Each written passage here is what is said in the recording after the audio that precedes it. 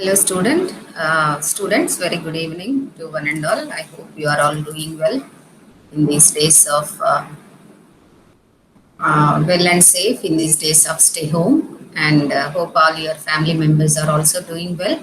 Take care of yourself. And it was a very sad news that we got the other day. That is the sad demise of Blessie's father. Of course, we should all pay the condolences to Blessy and his family, and we also pray that God gives them the courage and hope to bear with the present difficult situations, and which become even more difficult without the head of the family.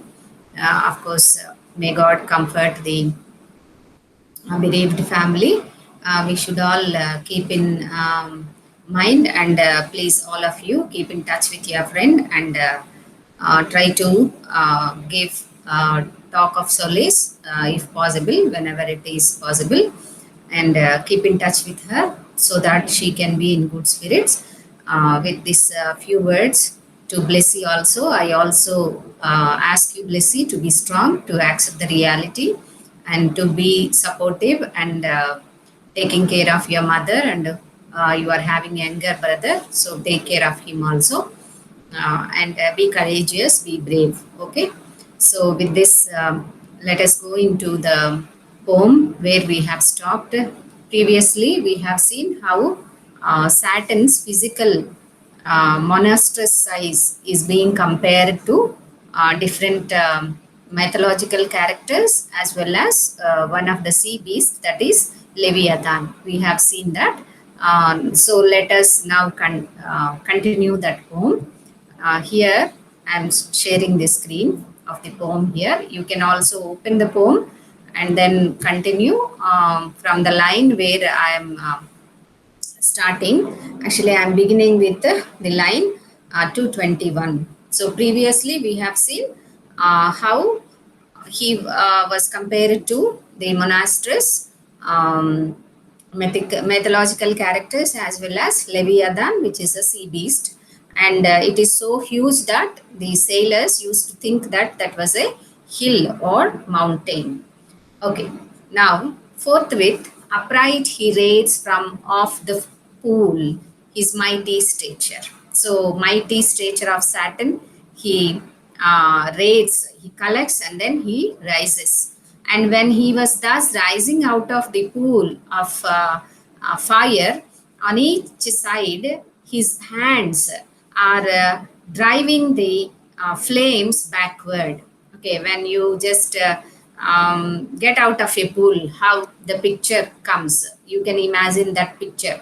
If a giant personality is getting out of a pool of water, if suppose, and there instead of water you have to imagine fire.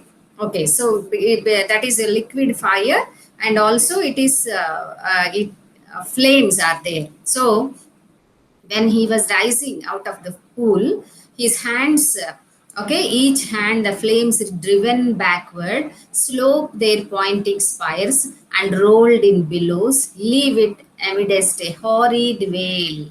So when he raised his hands, because of the monstrous size of his hands, there was a what do you say? A deep pit like thing in the hand of the in the shape of the hand. So it is like Milton is stating that one deep pit that is made due to the removal of one hand of Saturn is like a horrid veil. Okay, so with that description you can get a glimpse of the monstrous size of Saturn. Okay, that is the intention why the poet keeps on giving us different similes. Okay, it is only to make us understand or imagine what is the monstrous size of Saturn. Then, with expanded wings, he steers his flight aloft. So, I told you Saturn is a fallen angel. Okay, that means, like angels, he also has wings. So he just expanded his wings, and he began to fly in the dusky air. So the incumbent on the dusky air, because of the flames, smoke, etc. That is the dungeon, like the hell. There is dusky air. In the dusky air, he started flying. That felt unusual weight till on dry land he lights. So while he was flying, also the whole earth, which is like a spherical shape, Saturn is saying that the whole hell also felt the weight of Saturn till he landed on some dry land. No, land means, let us not think that it is like our dry lands. It is also a fiery, a solid place only, not liquid fire, but solid fire. So like coals, we can imagine like big coals. Okay, you see how barren lands with the cracks will appear. So the whole land, we may think it is like burning coals. So on that solid ground, he just alighted. As the lake with liquid fire, and such appeared in hue as when the force of subterranean wind transports a hill torn from Pelorus, or the shattered side of thundering Etna, whose combustible and fueled entrails, then conceiving fire sublimed with mineral fury, aid the winds and leave a singed bottom all involved with stench and smoke. So this is again an epic simile here. So his flight is compared to, uh, he is compared by Milton as if the wind is transporting one big hill, mountain, a Pelorus mountain he is referring to. It is in Italy, I think.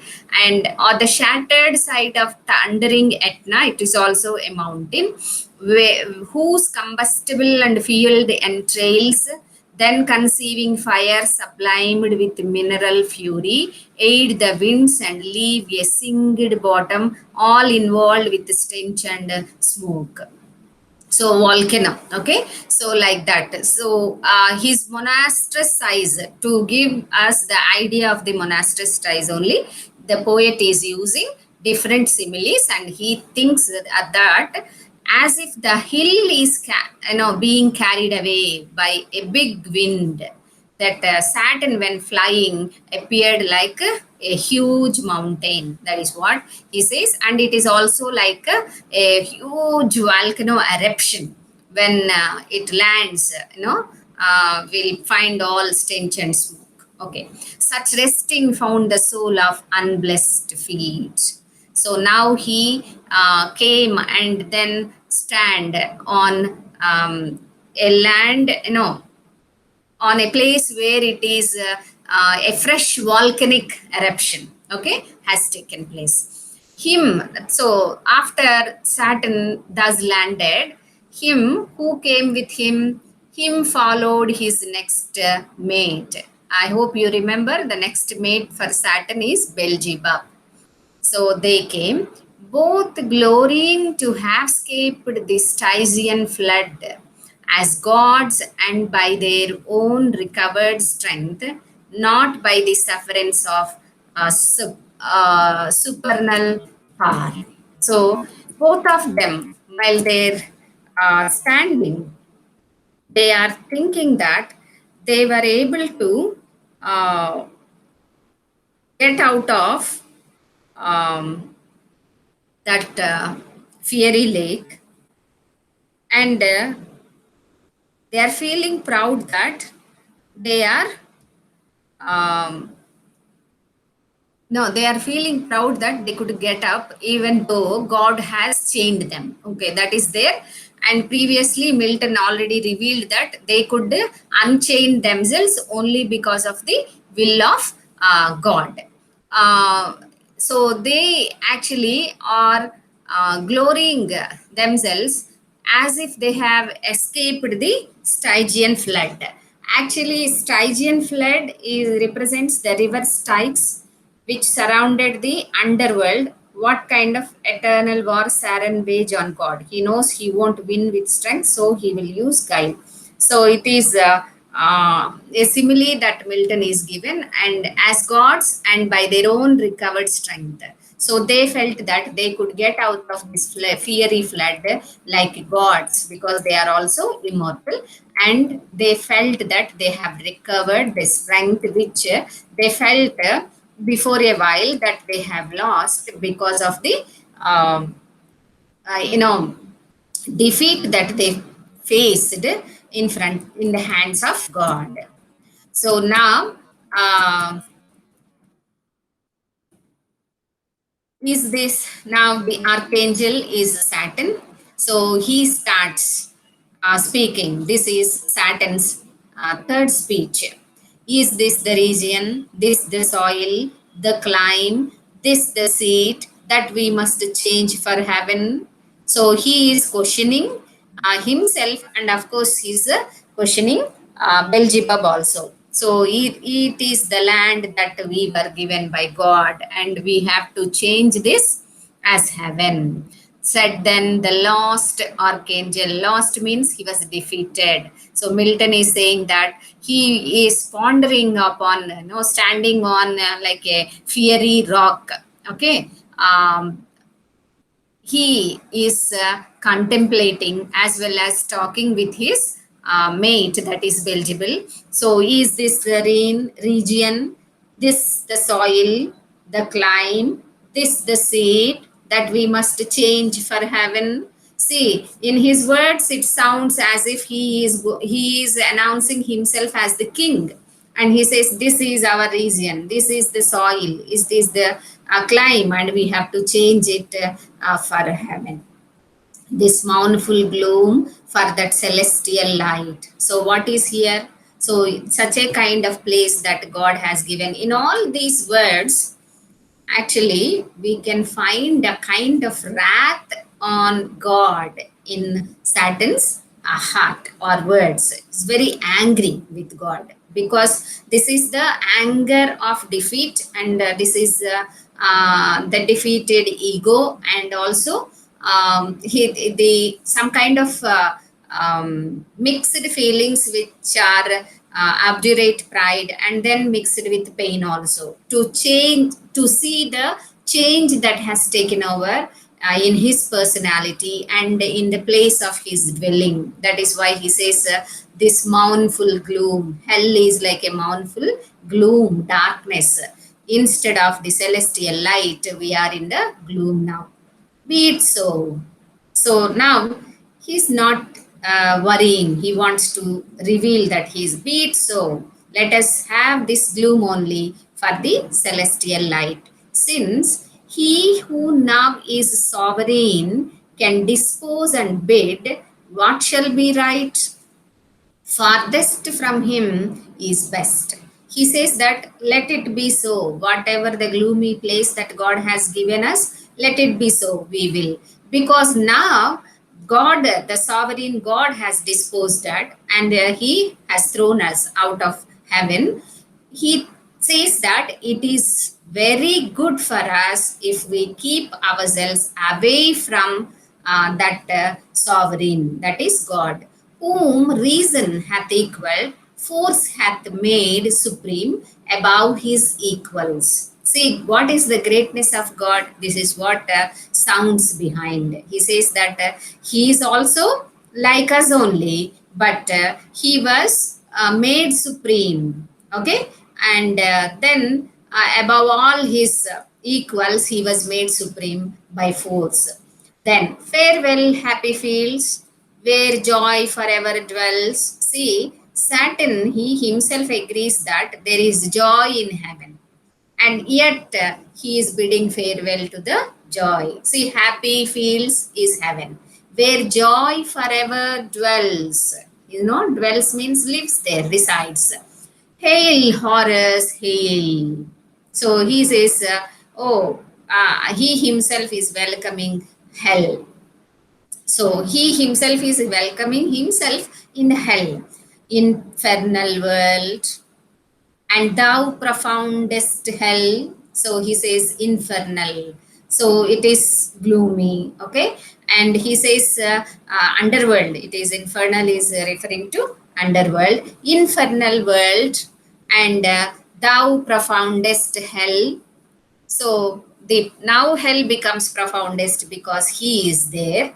Receive thy new possessor. See how like a king he says that the hell you are now you are profoundest because I am here. You should receive your new possessor. Now I am going to possess the hell. He is going to rule in the hell. One who brings a mind not to be changed by place or time. So, what is his greatness? He is boasting of himself, and he says, of course, the happy fields are gone. I am not there in the happy fields. Now I am there in the infernal world, where gloom only reigns. At what he is saying, I brought a mind which will not change by place or time. In fact, this is a very positive you know trait that we all should have. We should not change our mind wherever we are, in whatever place we are or whatever time we are. We should be constant, okay? We should be very stubborn in our behaviors or decisions, etc. Of course, here Saturn already has stated that my anger for God, my hatred towards God will be forever. It will never change, and there is no question of going and asking God for the what do you say, forgiveness. He says my knee will never bend in front of him. We are not, Beelzebub also stated that we are not going to be slaves of God anymore. That is why he says it is going to be our empire now. So the profoundest hell. So you please take your possessor now, your new ruler, your new possessor. And he says what is the greatness of this possessor? The greatness of this possessor is he is having a single mind, an unchanged mind. It will never change whatever be the place and whatever be the time. The mind is its own place and in itself can make a heaven of hell, a hell of heaven. What is there in the change of place? Everything is there in our mind. And Saturn says that the mind, this heaven, hell, etc., is only a mind game. And he says a mind in its own place and in itself can make a heaven out of hell, a hell out of heaven. These are also good quotes of positive personality development lectures, and we should take that. The difference that we feel when we go to any place, okay, or the change of time also, it is all in our mind only. So this is all mind game, whether you like it or not like it, or you like some place, you don't like some place, etc. It's all in mind only. Of course, we're highly philosophical also. To remain like that is highly philosophical, yet we have to develop such a kind of mind. As students of literature, especially, you should learn to be like that. We should not have any open prejudices, okay, not even hidden also prejudices towards people, towards places, okay, towards traditions, towards languages, towards cultures, etc. We should not have. Of course, this is out of the context, but Saturn says that what is there in the change of place? My mind is not going to change at all. And my mind itself will make a heaven out of hell and hell out of heaven. What matter where? So when mind is fixed, what is there wherever I am? If I be still the same, and what I should be, all but less than he whom thunder had made greater. So, so he says that wherever I am. So, but no, because God is there in heaven, He is not great. He was great and He could win over us only because of thunder. That means His weapons. Here, at least, we shall be free. So, what is there if we have happiness or joy or light, etc., in heaven? We should be like slaves. There is no freedom. See, this reveals Milton's spirit of individuality. He, of course, throughout his life, has been writing so many tracts and etc. for human speech, individual right of speech or individuality, expression, freedom for expression of thoughts, etc., and all those things. So this spirit actually sounds here in these words. So he says that in spite of all the glorious state that we had in heaven, we now had freedom. Freedom is more important. So he says, here at least we shall be free. The Almighty hath not built here for his envy, will not drive us hence. So Almighty will not come here, and he will not drive us here. Here we may reign secure, and in my choice, to reign is worth ambition, though in hell. So he says that here the Almighty will not come, giving away the heaven. He may not possess, he may never think of possessing hell, and he will never drive us out of this hell. And he says that is why we can rule securely here. And Saturn is saying that in my choice, if someone wants me to take choice, he says that to reign is worth ambition, though in hell.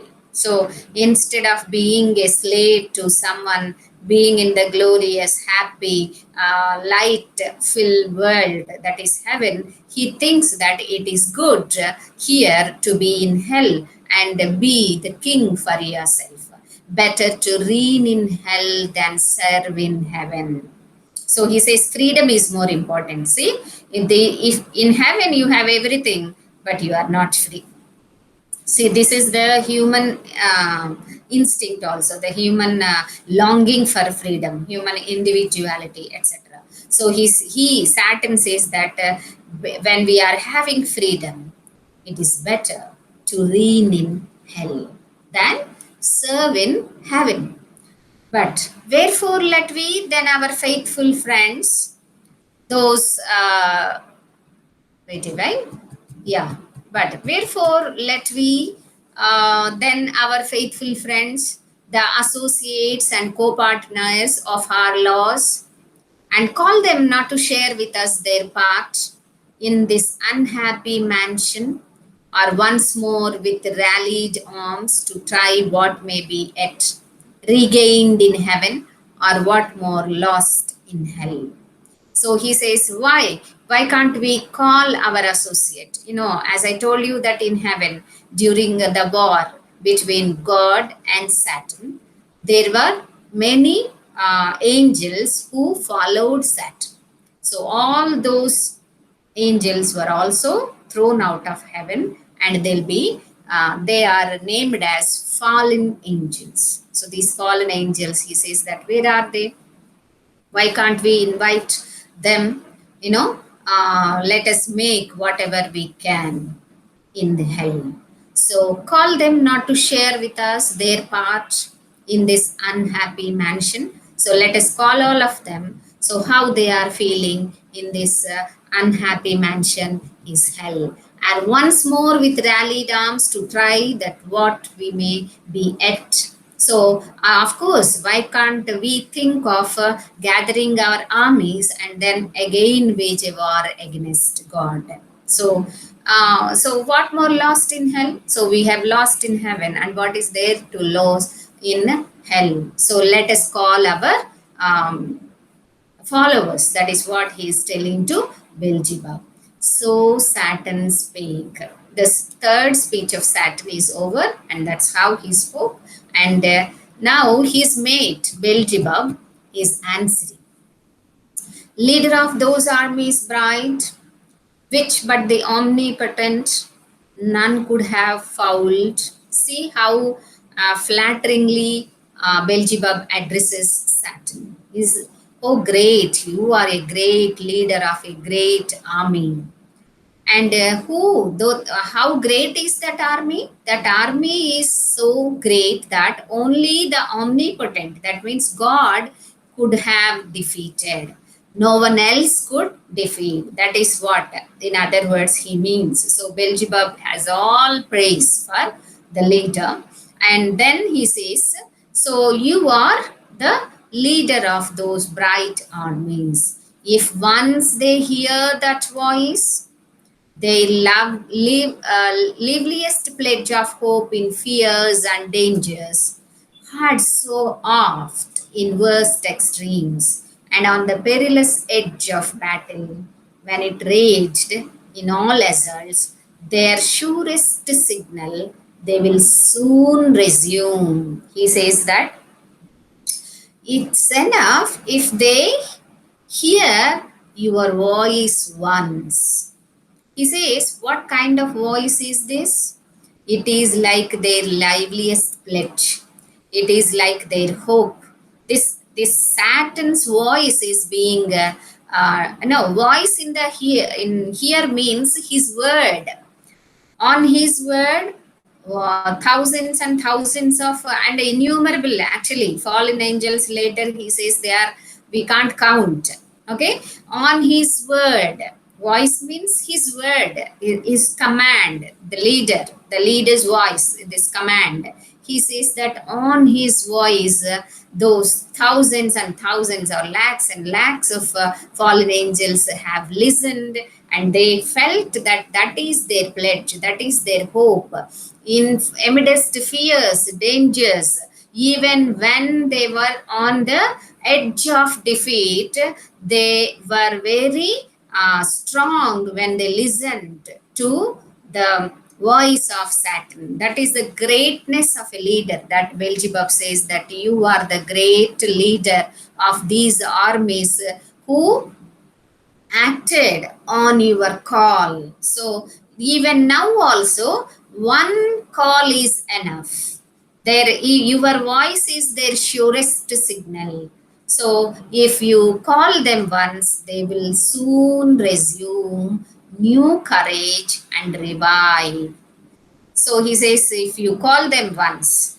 Now, actually, all those fallen angels, as Saturn and Beelzebub were lying on the fiery gulf a few moments before, as we have seen, and how they have risen out of this, got out of this fiery flood and they flew and stand on a fiery rock. In the similar manner, all the fallen angels are just lying, growling, prostrate on the lake of fire.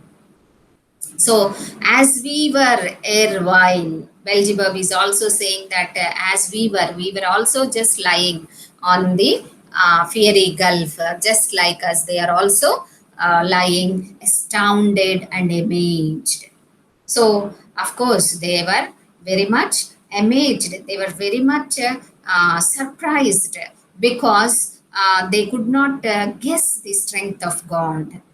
And he says that no wonder fall in such a pernicious height, such a deadly height, that all the fallen angels have fallen. And like us, they were also just lying down in the fiery gulf. Yet, one word from your voice is enough. Leader, one word from your voice is enough. For what? To renew their courage and to revive their strength.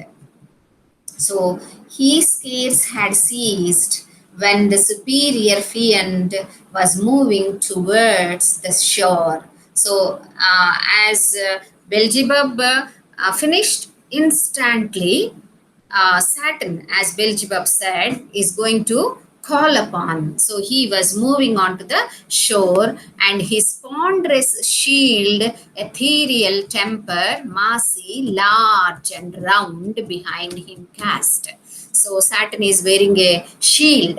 The shield, like we say dalu, when someone is going to war, they will wear a shield to protect themselves from the stabbings of the other persons on their back. So he is having the huge on this monstrous site of Saturn. There is a huge, sphere, shield, and he says how it is hanging there. Now Milton, of course, will give us a simile, a comparison. So says the broad circumference hung on his shoulders like the moon. See, if you see the moon from the earth, it is very small, it looks very small, but we know how big the moon is. Okay. And he says that on the monstrous size of Saturn, the shield is like the moon, whose orb through optic glass the Tuscan artist views at evening from the top of Isole in Italy or in Valdarno. Okay. The Tuscan artist is, I think, Galileo, okay, who viewed the orbits of moon through what is that, telescope. Okay. Tuscan artist, I believe it is Tuscan artist. Yeah, Italy, a place in Italy, and the Tuscan artist is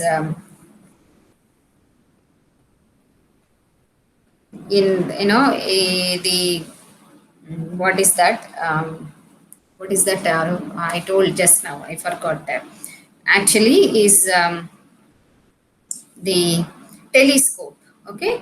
From the telescope, how he, when he viewed moon, it is very small only, so on his back the huge shield is appearing like a moon.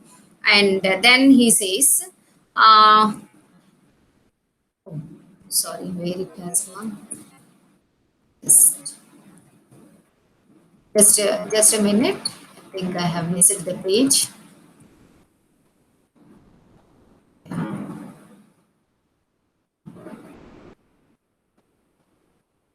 Yes, here we are.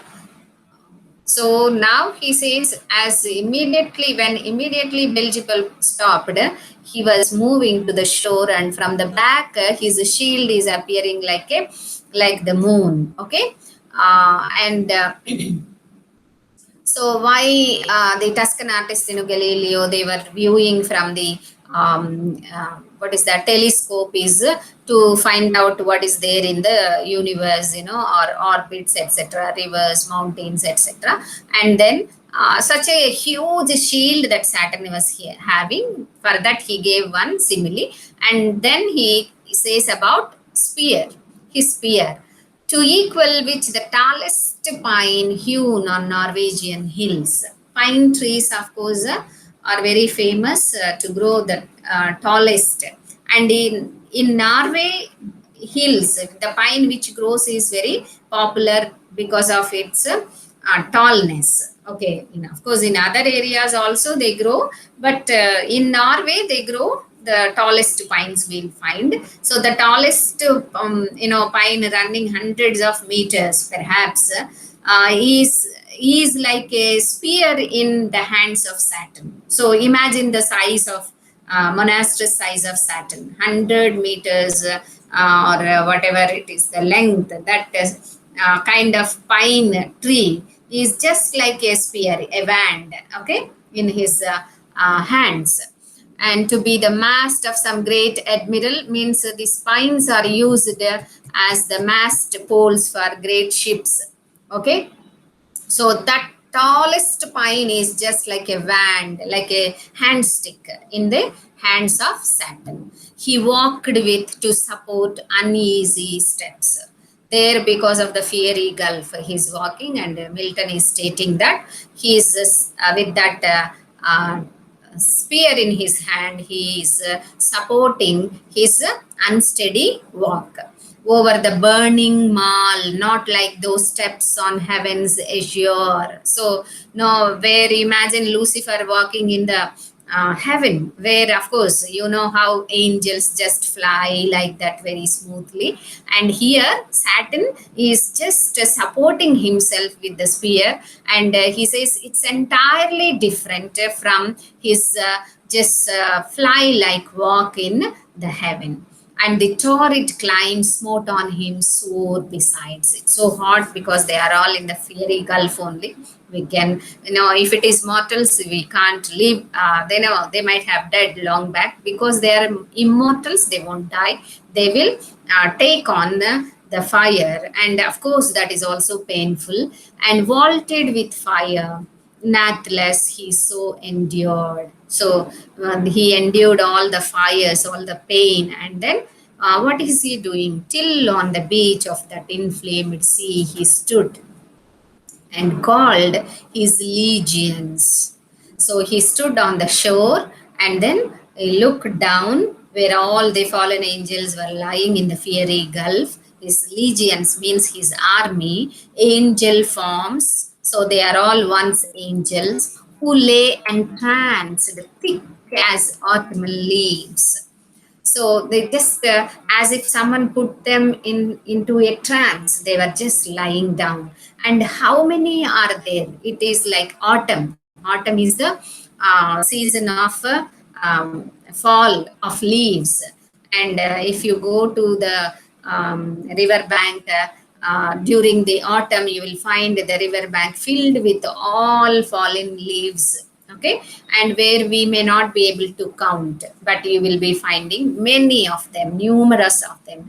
And to give us the number of fallen angels, Saturn is using this simile of autumn leaves, no metaphor, that strew the brooks in Vallambrosa in Italy, where the Erythrean shades high overarched embower or scattered sedge afloat, when with fierce winds Orion armed hath vexed the Red Sea coast, whose waves overthrew Busiris and his Memphian chivalry, while with perfidious hatred they pursued the sojourners of Goshen, who beheld from the safe shore their floating carcasses and broken chariot wheels. See, actually, there are two comparisons. One, the legions, the army of Saturn, is compared to fallen leaves. They are like the fallen leaves beside the brook of Vallambrosa, where you have so many trees on the bank of that brook. And when the autumn comes, of course, the whole brook is covered by the fallen angels. Okay, and then how they were, uh, they are like the overarched, scattered surge afloat, while like the dry leaves that are floating on the brooks when the winds come and then take them into the brook. And now another thing is they are like the um, you know all the pieces, bodies, etc., that are floating on the Red Sea. This is actually from the Christian biblical reference, wherein you know the story of the deliverance of Israelites by Moses, where King Pharaoh kept the Israelites under slavery, and Moses, with the help of God, tries to relieve them from the slavery. So that's a big story. If you know, it's good, but if you don't know, you can share with some of your Christian friends. And Pharaoh first grants him permission to take away all his chosen seed. They are Israelites, and go away from the Egypt, which they were in the slavery. But when they started, it is there is a movie like Ten Commandments, where you can see how Moses was leading lakhs of people to go out of Egypt and then to reach the land of honey and milk, that is Israel, perhaps in the history it is stated. So while coming out of Egypt and to enter into the promised land, they have to cross the Red Sea. So in the Red Sea, of course, it is the story goes as like this: when they came near Red Sea, Pharaoh actually changes his mind, and he never liked to leave all these slaves, because, of course, slaves are free workers. They do every work, and they need not pay anything. Pharaoh changes his mind, and he starts with his own army to again catch them and take them back to Egypt. So when the Red Sea, when Moses comes to the point of Red Sea, on one side the Pharaoh's armies were approaching, and the Red Sea is there. All Israelites have gathered on the shore of Red Sea, and they can't cross it. And if the Pharaoh's armies reach, they will catch them, kill some of them, and then take them back. So in that at that time, it is believed that Moses, when he prays to God, Red Sea opens and then gives way to Israelites to walk amidst, in the middle of the sea. The sea divides into two, and there is a path to walk. And then all Israelites, they start with their kin animals, hens, goats, cows, let's say, all with all their bag and baggage they start. So they start walking in the middle of the Red Sea. That a path is created by God, it is believed, and it is Moses keeps his stick, and then the sea opens and they start walking. So the Red Sea gives the way till all Israelites, of course, cross the Red Sea, and then the Pharaoh's army also, because the path is there, they enter into the Red Sea. But to on the other end, when all Israelites have crossed, the sea closes the path. Then thousands of Pharaoh's armies die, and all the dead bodies were just floating, and all their chariots wheels broken. Okay, horses, and as all other kind of army, okay, soldiers, horses, chariots, many thousands and thousands die, and they were floating on the Red Sea. They're innumerable. And now, actually, Milton says that the fallen angels are also like that, innumerable. See, chariot wheels broken, carcasses falling, so thick, bestrewn, abject and lost, lay these covering the flood and amazement of their hideous change. So numerable, then numerous that they are lying like thick leaves on the ground, just in shock. They are just lying with the hideous change that they have got in their appearances.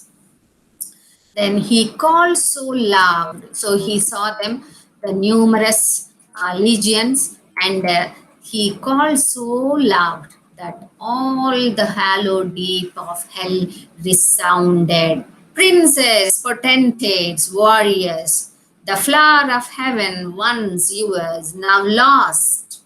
So this is how he started. So you are all princes, potents, you are very strong warriors. We are all flowers, in heaven once, but the flower of heaven is gone now. We lost. If such astonishment as this can seize eternal spirits, or have ye chosen this place after the toil of battle to repose? So he is telling that, of course, falling from such a great height, and The great loss that we have, that is the loss of heaven, of course, brings us astonishment, but of course, that will seize our thoughts. We'll be lying without moving, without any spirits. But you are eternal spirits. You can't die. Even after that, falling from great height, even after that great defeat, because we are eternal spirits, we can't die.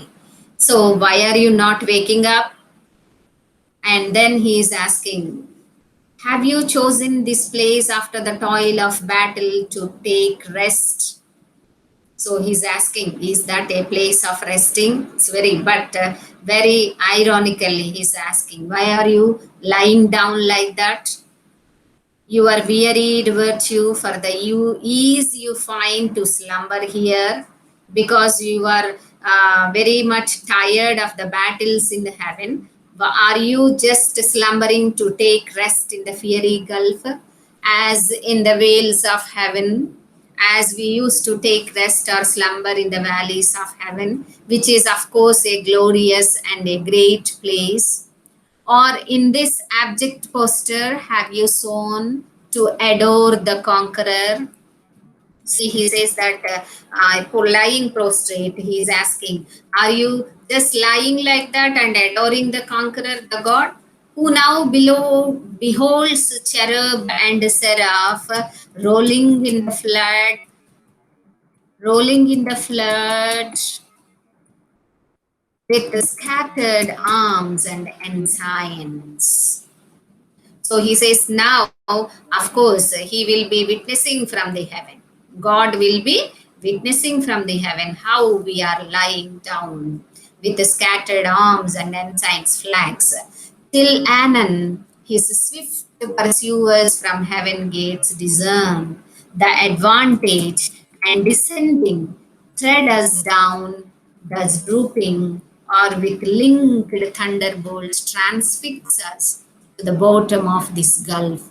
Awake, arise, or be forever fallen. So he says that, are you lying down so that God will see, and then he takes the advantage of our position, our weak position, and then sends his army or weapons so that he will permanently fix us to the fiery gulf? He says, are you waiting for that? Then he says, awake, awake, arise, or be forever fallen. So, what happens if you don't awake? What happens if you don't arise? So, we'll be again fallen forever. So this is how Saturn actually called upon the legions, and then he's trying to boost up their courage, and he's saying, "Awake, arise, otherwise we'll be fallen forever." So like a leader, see how he motivates. I think this is the fourth speech of Saturn, from where the quotation starts. That is the fourth speech of Saturn. So, see the great leadership qualities that we could see in Saturn. How and oratory. See all these great qualities that were assigned to Saturn as a leader, as an orator, of course, is what led to the criticism that Milton is on the side of Saturn without knowing that. Unconsciously, he is on the side of Saturn. So now we have seen where Saturn and Beelzebub has got out of the fiery gulf, and then they noticed that their fellow beings, their warriors or their legions, are just lying down, and they to make them awake. Of course, Saturn spoke very strongly, and then how they respond, etc. We'll see in tomorrow's class. I hope I'm stopping sharing the screen. I hope you will listen to this part of the poem with the text open in your hands. Otherwise, you may not be able to follow anything. So keep listening, and if you can't follow at one time, try to listen as many times as you want, because you are at home only, you have nothing to do, and please keep listening and try to ask if you have any doubts. Okay, have a nice time.